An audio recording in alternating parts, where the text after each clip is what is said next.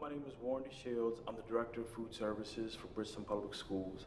I'm also the New Jersey School Nutrition Association President. I'm a chef in the district, I'm a football coach in the district, and I'm also a parent in the district for 18 years. Bridgeton is located in the southern part of New Jersey. If you connect the dots between Philadelphia and Atlantic City, we are right in the middle. It's a lot of fields and farmland in between, both of those areas. And Bridgeton is 6 city square miles located in the middle. It is 93% free and reduced. It's a challenged town economically, and the students who come to the city of Bridgeton in our schools don't have much at home that they can eat. Bridgeton is what's considered a food desert. So the challenge that we have is feeding our students every single day. Our after-school snack programs is just 2 components, and some of the students stay until 6:30 because, like I said, we have migrant workers, so they have programs that keep the students there for a better part of the day until the families get home and they can get them home to get dinner. So one of our counselors in the program was calling me saying those 2 components just isn't enough for our students. 4-ounce juice and maybe a 2-ounce bag of chips or crackers or something like that just wasn't sustaining the kids. So they were going out and buying peanut butter and jelly themselves and making it for the kids. I've coached football for the last 18 years in the district, and we would go on the field and sometimes I'd be hungry and I'd grab myself a peanut butter and jelly sandwich or something, and the kids would be like, "Hey coach, I'm hungry, can I have one of those too?" And I'm like, okay. But I didn't realize at the time that by the time we get done at 6:30, sometimes 7 o'clock on the football field, that those kids had eaten lunch probably at 10:30 in the morning. So I heard about the program, the Child and Adult Food Care program, and they have a dinner program.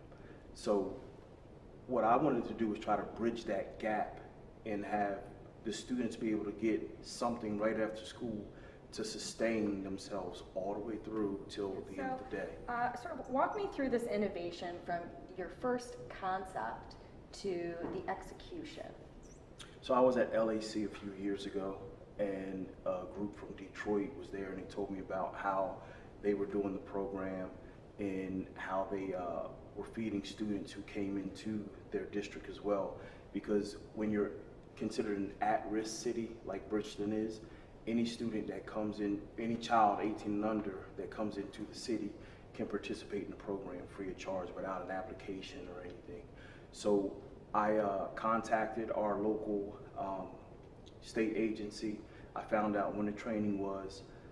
My BA, who was really excited about it, she actually went through the first day of training, and then the second day of training was the application. And we came back, we got it board approved, we instituted it, in our district. It was probably mid-year.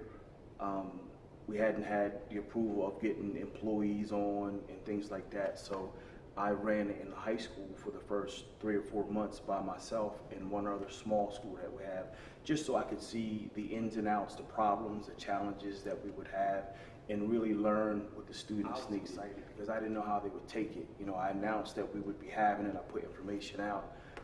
At our high school, we get out at 2:25. At 2:28, the cafeteria was full. So those kids were hungry and they were ready to go. Menu and trying to find things that the kids could, basically grab and go and eat that would give them enough protein, enough energy to sustain them through the day. And then how to, put staff on board to get the accountability at the register while keeping the lines replenished as 300 students go through at a high school.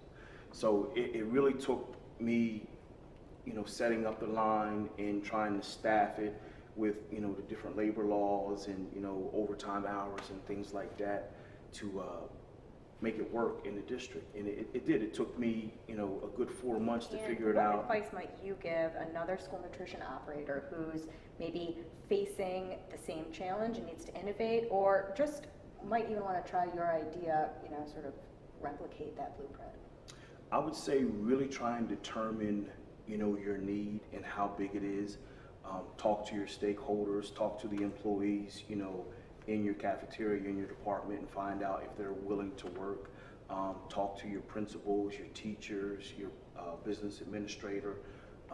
Really get people on board to see that if you have that need of trying to bridge that gap between, you know, the 2 o'clock bell and your after school programs, really putting it together to see how you can get as many hands in as possible inside the school building to come in and really say, listen, this is good for our kids and we want to make it happen. Great. Were there any other stakeholders specifically in the school in addition to the AD that were helpful as you went from the process of concept to implementation?